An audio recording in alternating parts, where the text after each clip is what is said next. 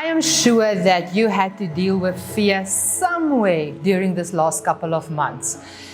And maybe it was just a subtle nagging feeling, or maybe it was intense and paralyzing. But I want to assure you today that we do not need to fear, because God is still in control, because He is the sovereign God.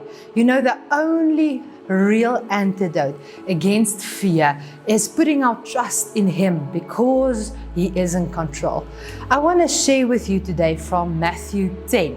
In Matthew 10, there's this incident where Jesus sends out His disciples. But before sending them out, He gives them certain instructions. He tells them what to do and what to expect.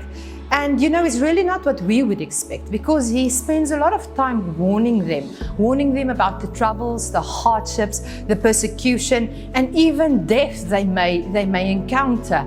And you know, this is not what we expect. But even the disciples was faced with death and fear and the possibility of things just going wrong. I want to read and I want to pick up from verse 28, where Jesus speaks to them, now that I have told you a little bit about the context. Matthew 28 says, "And do not fear those who kill the body, but cannot kill the soul. Rather, fear Him who can destroy both body and soul in hell. Are not 2 sparrows sold for a penny, and not one of them will fall to the ground apart from the Father? But even the hairs on your head are all numbered. Fear not, therefore, you are more valuable than sparrows." This is a very well-known scripture. Sometimes we forget the context of it. But He says, don't fear those things. Don't fear those people who can hurt you, who can even kill the body. We should fear God. Hebrews talks about it's a fearful thing to fall into the hands of the living God. And the bottom line is we should fear God instead of people. We should fear God much more than we fear people. But then comes the assurance in verse 29.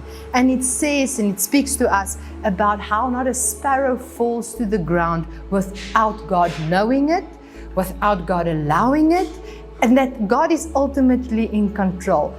There's a lot of sparrows in this world, a lot of birds in our air, but God knows about every one of them. And so He knows about us. The next verse talks about how the hairs on our heads are numbered. God knows how many hair you have on your head. You know, the one thing I don't ask anybody when I meet them is how many hairs you have on your head, because that is just not the kind of thing that is really important to us. But God even knows something as small and insignificant and unimportant as that.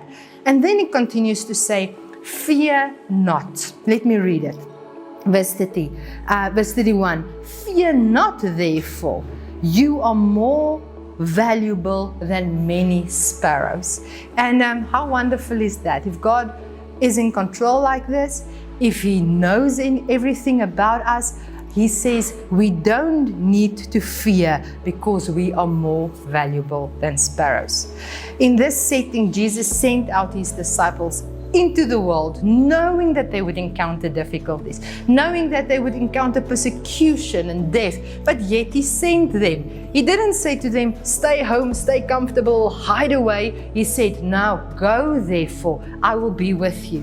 It reminds me of John 16 verse 33, where Jesus said, "You will have, in this world you will have trouble, but take courage, because I have overcome this world." You know, He didn't promise smooth sailing. He said we will have trouble, but He said, "Take courage, because I have overcome." We need to remind ourselves, and we need to remind those around us, that we are part of the winning team. Jesus has paid the price and He has conquered. Therefore, we don't need to fear, but we can take courage. God is in control.